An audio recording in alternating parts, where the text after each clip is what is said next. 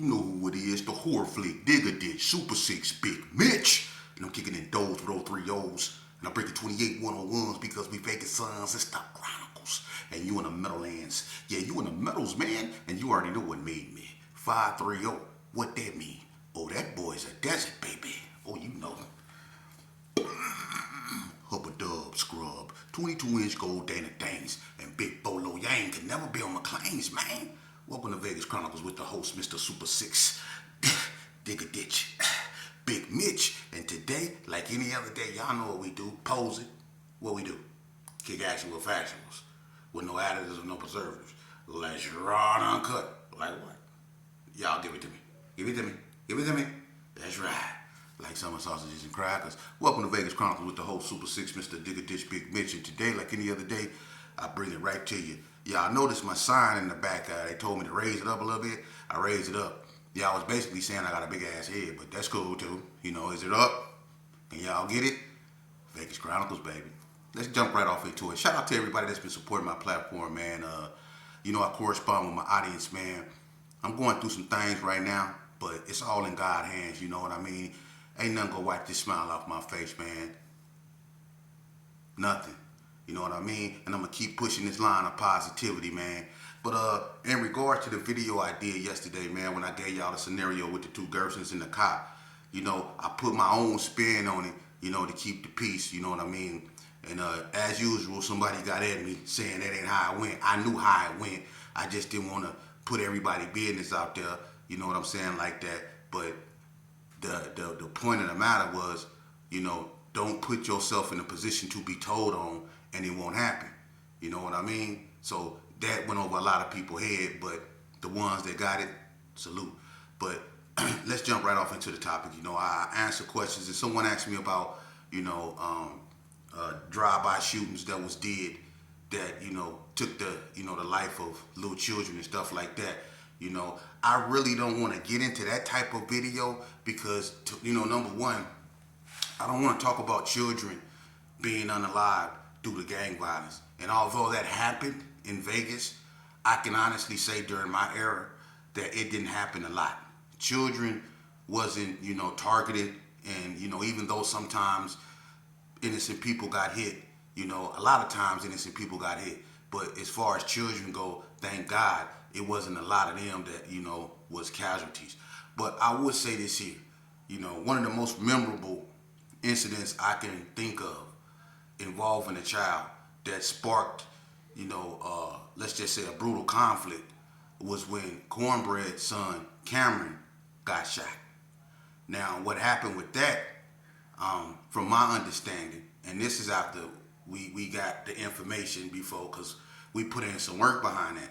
But what happened was, I guess the Northtown gangsters, right, caught a West Coast blood, you know, in the bed with a female that, you know, one of the Northtown gangsters was messing with.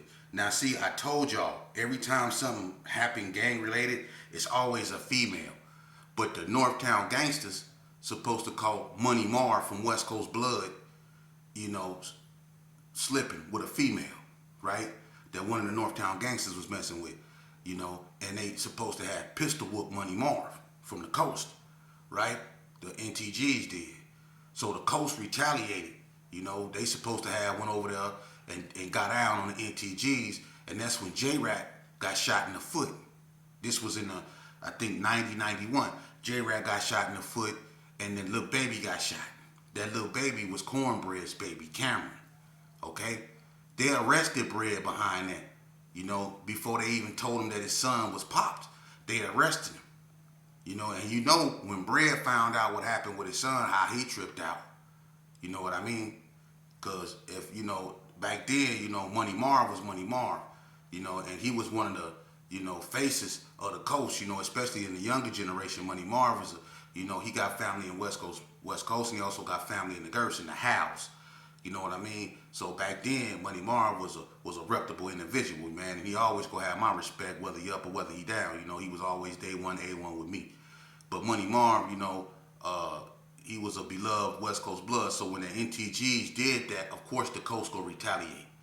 You know, and that's what happened. and Bread's son got shot, and I remember Bread used to sit in that, Cassandra had this white chair that Bread used to sit, and it was facing the door. So when you come in, you walk right into him, and he was just sitting there with this blank stare on his face, and he had this big old fofo, and it was one of the ones you had to cock back. One of them old time where it was about that long. Them single shot was you pull a hammer back and pop. And he used to just sit there playing with it, clicking it back and forth, and he wouldn't say nothing, but he used to have just this stare on his face. They popped his son, And so, we got together. He went to see, a few people, and we, that's why I say, I did a bunch of drive-bys in my days, and, sometimes when I shot out the window, I didn't know where the bullets went. So I can't criticize no one else. I don't condone none of that, man. But we did the same thing because when that happened to his son, we went up over there and we sprayed up the coast. You know what I mean? And then one of the incidents when we was going over there to put in work, I remember this as clear as day. And I remember, he remembered this too, D-Head from the coast. We was coming down Mac Williams Street, and he remembered this. And he remembered that. Well, he know what car we was in. He remember that. And he remember when he was coming, I think he was coming out of the West Woods. And he remember he was walking, and I rose up out the back seat of the passenger side, and I had a 12 gauge. I looked him right in his face, and he looked at me. We looked eye to eye. And I just couldn't do it because I'm gonna be honest with you, he knew I had him. And if he would have been anybody else, I probably would have pulled the trigger. But I just couldn't do it because I grew up with this cat. I knew him and his brother. But he would tell you, I had him right then and there. We looked eye to eye, but I just couldn't do it. That was my buddy, right? That was my partner. I know his mama, I knew his whole family. I couldn't do it. I couldn't do it. Alice, his mom, Alice, and my mama, they grew up together. I just couldn't do that, man. But that's the type of stuff we go through in gangbanging. But we put in a lot of work on the coast, And I remember Bread was messing with this female. Her name was Janice. And Janice stayed on the end. I think Janice had a tall brother named Eudes. But she stayed on the end of the coast right there on Washington and N Street. She stayed right there on the end house. And I remember me and Bread went over there one day. And when we went over there, I stepped out on the porch, number one, to look out because I didn't want, Brad had a black Riviera. And I didn't want, people to, see that car or whatever. Or, he'll have be in that Astro van, white Astro van. But to make a long story short, I come out, I'm smoking a cigarette, right?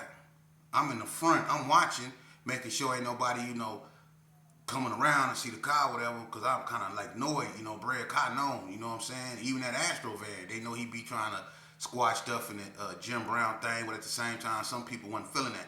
But to make a long story short, when I come out to smoke a cigarette, I hear somebody going, like crying, like loud, right? I'm like, what the hell? So I go around the corner, but I do it kind of slick, I ease around the corner, and they on the back porch. So I go on the back porch and I go around. Now look, it's Biggie Dub. Biggie Dub sitting on the back porch barefooted, and he got a big old wad of spit on the side of him. He's sitting there crying, yearned out, barefooted, spitting, right? And I'm sitting there looking at him, right? And I know he Dub. You know what I mean? And I looked right, and it was kind of funny to me because he was just sitting there crying. He was sitting there, That water had him go, right? But then he looked up and he seen me. And we looked at each other, right? And me and E-Dub always been, the best of friends, you know what I mean? He bubble-eyed, pigeon-toed, you know what I'm saying? And E-Dub was my partner, man, you know what I'm saying? And he kind of like, he was wet, and he kind of remembered me, and you could tell because he just stopped crying, he started smiling. But he kept spitting, though. And I was like, that was gross. He had a big wad of spit next to him, and I was like, I looked at him, and I just turned around, and I went back, and I told Brad, let's go. You know what I mean? And he was like, well, so I said, let's go, man, you know what I mean? I know E-Dub wasn't on nothing, but I just couldn't, you know what I mean? So when stuff like that happened, man, it put a lot of stuff in peril, man. It's been a lot of kids that's been affected with gang violence and stuff like that, man. And but I don't want to really get too deep up into that, man, because I don't want to talk about nobody's child, man. And the thing about this whole situation, and the reason why I do these videos, is to prevent youth and our children from joining gangs, man. You know, and that's why I do these videos, you know. And for the ones out there that's not with what I'm saying, there's a reason why a lot of y'all ain't with what I'm saying, and I'm not finna make this video about y'all because that's what I want. This is what y'all want me to do. Y'all want me to talk about y'all and give y'all some type of credit you don't deserve. It's a bunch of people, and let me to you youngsters out there that watch my videos, that hear these bogus stories that a lot of these cats tell, and I'm not saying all of them lying, but a lot of these cats, I'm gonna tell you something. They didn't become nobody until a bunch of people passed away. It's a lot of dudes that didn't even come outside. It's easy to claim Donna these days. It's easy to be a Gerson these days. It's easy to be a Paru these days. It's easy to be a Coast these days because the covenant has been broken. When I was coming up, you just couldn't claim Gerson. You just couldn't claim Donna. You could be anywhere, but if you don't be on Donna, see, if you claim something, you have to be down there where it's at. And ain't nobody just gonna come down there on Donna. Ain't nobody just finna go down there in the hood. The devil ain't finna go down there in the hood. Ain't nobody finna just go in the Gerson. The devil ain't finna go in there neither. You know what I mean? It's a lot of places where people wouldn't go. So if you was claiming something back in the days, you really had to be about that life, man. And I'm gonna tell you something. When we was gang banging back in the days, one of the hoods that took the most pressure out of any neighborhood, and I'm gonna be honest with you, and they stood up, they had no other choice, and they was getting hit from both sides, and they had to ride, and that was the Rolling 60s. When the Rolling 60s, they was already into it with the Gerson, not to the point to, you know, when they, you know, to, you know, what happened later on, but they was already into it with the Michi and cornbread situation, bread, pop Michi, you know, cornbread and torture chamber was going back and forth, you know what I mean, Spike, you know what I mean, he had multiple incidents with Gersons, you know what I mean, me and Stick and Mook them stayed into it, you know, it was just going back and forth. Poon and Big Kool-Aid stayed into it, they popped each other, you know what I mean, they was going back and forth, you know, Nick and J. Lou, they had a few fights. I remember Nick, C-Los, and Jay, you know, and a few more homies. They jumped J. Lou up there at Stop and Shop. I remember J. Lou and Nick got out in Vegas Heights. You know, it was going back and forth. But when Donna came out and the incident happened with Boo Boo Swanson, that intensified the beef even more. And Donna, when they came out, didn't just take the West Coast blood zone right away. They fixated straight on the 60s. You know, before they started lashing out at everybody, they was getting at the 60s. So the Gerson rightfully started hitting at the 60s too. So the 60s was getting hit from both sides, the Gersons and the Donna Streets. And the Donna Streets was very aggressive when they came out. Them dudes wasn't no joke. The 60s had to stand up under all that. This before the alliance with the Rolling 50s. This before they clicked up with the West Coast Bloods. The 60s had to stand up between the Gersons and the Donnas, hitting them from both sides, man. Everybody remember that. You see? Now, let me tell you something. Back in them days when the numbers was against you, you had to be something special to stand up under that, man. Because that was pressure. That would have knocked some gangs total out of commission, man. Some gangs wouldn't even been around after that much pressure was been put on them. Because they was warring with the biggest gang in Vegas, which was the Gerson. They was warring with the fastest growing gang in Vegas, which was Donna, who eventually became the second biggest gang. You see, they surpassed 28th Street and became the second biggest gang. And the 60s had the war against both of them. You know? But what the 60s did is they went from Crip City and Carry Arms, they went into Sydney Sioux for a second, and then they went down there into Rose Garden and Casa Rosa era. You know? And they did their thing over there, and they got even bigger because the original 60s, the Big Loonies, the Torture Chambers and the Big Nutties and all them, see, everybody was Lil Nutty, Lil House, Lil Stick, Lil this and Lil that. Most of them is from the north, you know. But the big 60s, the West Side 60s, Big LX, Big House, Big Lade, and all them, you know, they a whole nother breed, and they had to stand up under something that was treacherous, man. So you had to be a special kind of dude. It ain't that many dudes like that left. Gang banging was serious back in the days, man. And that's what people don't understand. And it ain't about people being from Cali or Detroit. Gang banging with sis out here in Vegas, man. It got so bad out here. Let me tell y'all something. I remember the block, 40 block. I remember they was being so unruly. You know, they had the water over there on Laurie. Rush Dog and Crip Dog and all them before Crip Dog went down there and became Madonna Street. Crip Dog was a Gerson. And him and Rusty, his relative, we all related. Their granddaddy named George. Their grandmama sold the hot tamales. Me, Rusty, Splash, Sean, all us, Jerry, the AT, we used to all, cousin, we used to all kick it right there in front of the house. Their granddaddy was married to my grandmama, died. So me and Rusty, Rush Dog, that's my partner, Matt, all them, the one that was from Donna, Psycho, all them. That's family right there. But, you know, the block had Laurie sold up, right? They had the water. So what happened is, when 40 Block really came out, they was pushing the line. And one of the first people that they got into it with was security, carry arm security, Calvin Murray then.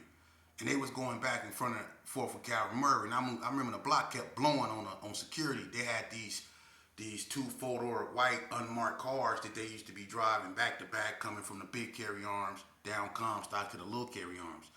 And sometimes the block, you know, being a little carry arms down there toward the end, down there with Rochelle and Michelle and all them stay. So the block will be over there. And sometimes they get into it with Calvin Murray. Well, I guess Calvin Murray, you know, he the head security of Carry Arms at this time. He got into it with Buzzo from the block. So the block took it to security. They started blowing on security, right? So every time security would come down Comstock, they'll get blue on, whether they leaving or going. So they got tired of that. And one day, it was me, and I had an OG named Humper Stump. His name Yogi. And Yogi had a half a foot, so he walked with a limp. You know what I mean? And we was coming out to Gerson, right? And he was standing in the little carry arms. He had this girl named Paula. And Paula used to, you know, sell the water. They had the water, right? So me and Humper Stump going to get a stick, right? We coming across the street. We see Calvin Murray, Don, Raul, and I forget the other one name. He ended up going to the joint. The fat one. You know, he caught that messed up case with the child. He ended up going to the joint. The fat, dark-skinned one. But look, they in the cop, they shot up 40 Block. Security, carry arm security shot up 40 Block on my mama. We looked them right in their face when they was coming out off of Hart Street. Because Yogi family, his mama stayed on Hart Street. And right on the side of Yogi them house, you know, you was able to go into Carry Arms because it was a hole in the wall right there in the alley. And you used to be able to go on the side and go through the alley. That's how we used to get away from the police. We used to run through the alley, run through the wall. We'd be on the side of Trap Them house, you know.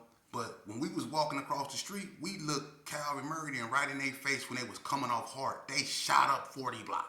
Security from Carry Arms did a drive-by. For real. Lit the block up. Wet it up. Shot it up. When I mean shot it up. And Calvin Murray, brother, is Rodney Yo from Rolling 60s. Rest in peace. That's his brother, Rodney Yo.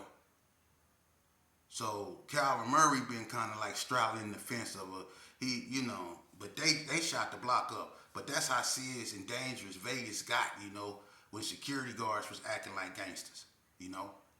And another thing, man, I wanna say something. Did y'all check that video out that dude made about the Playboy Bloods?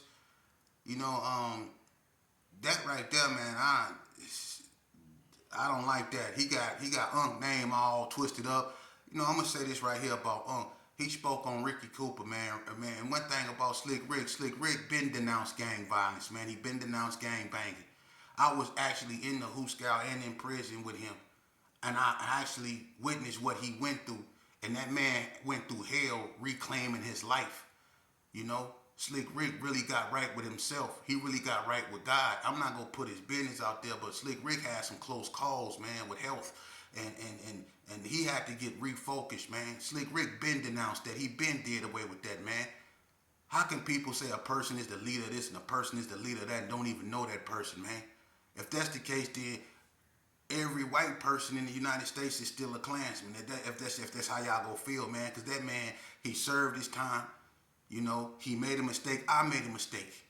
We all made mistakes in life. But You shouldn't constantly beat a person over the head for the mistake they did way back when. You judge a man solely on what he doing in the here and now. What that man doing in the here and now is trying to rectify his rights and his wrongs, man.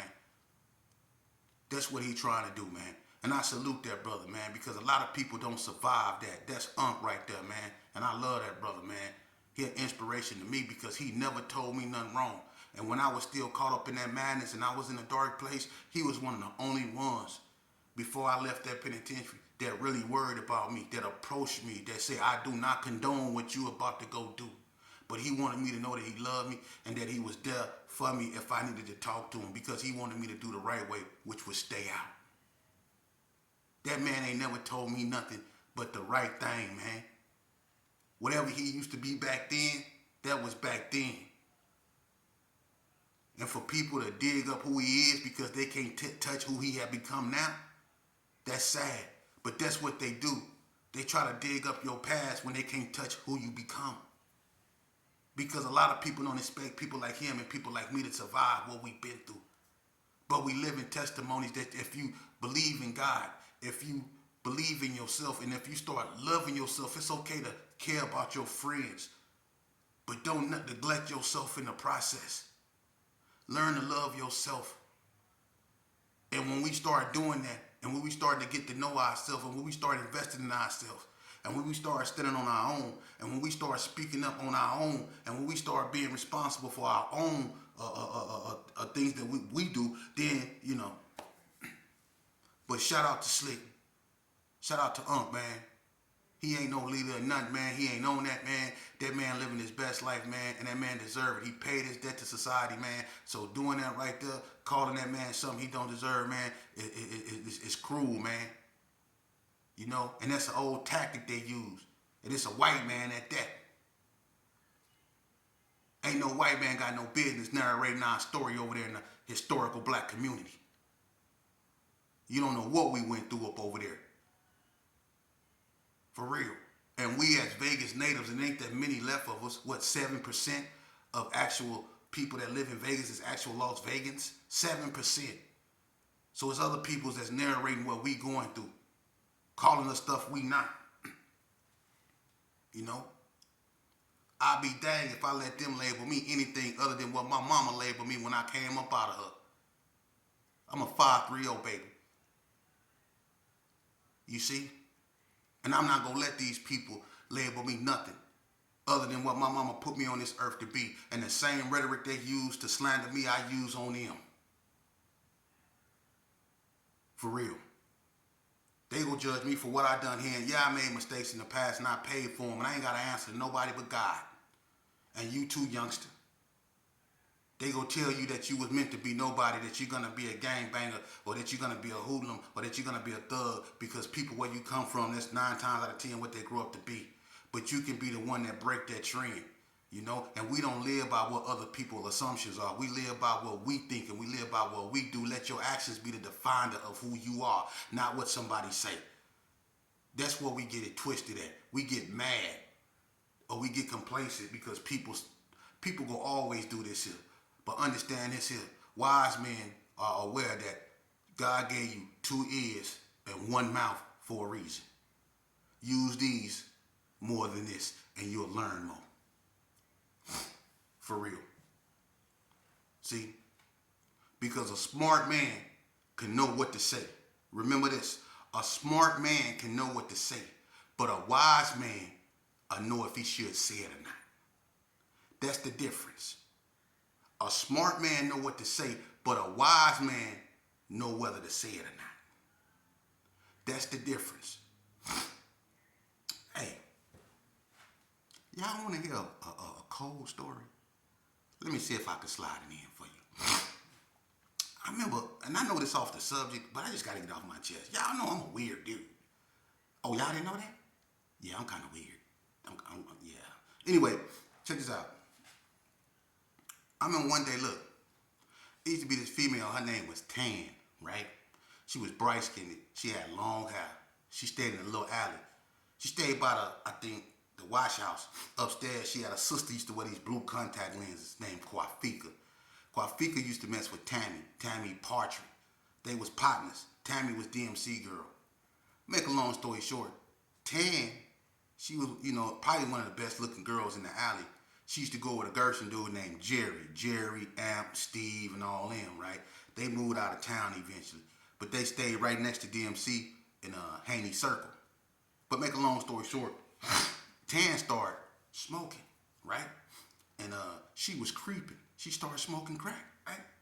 So everybody was in the alley, you know what I'm saying? They was like lightweight creeping with her, right?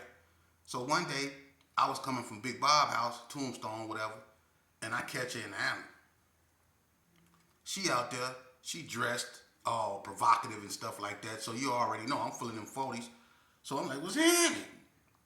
You know, she trying to smoke, right? So I go holler at one of my homies. I get some crumbs from him. I get with her. We go in the washroom, you know, and she don't want nobody to know what she doing. She hiding doing it. You know, this back in like '89. This when, but she owned it. But she still was one of like the baddest girls in there, right? So she go all the way to the back of the thing, and she over there, she doing her thing, she smoking. I'm watching out. I'm waiting on her to hurry up because I couldn't believe that she was, doing this. So I guess while she doing that, it was Rocket, I think Rocket, Pimp, and like two more other little girls come up in there, right? And so they see us.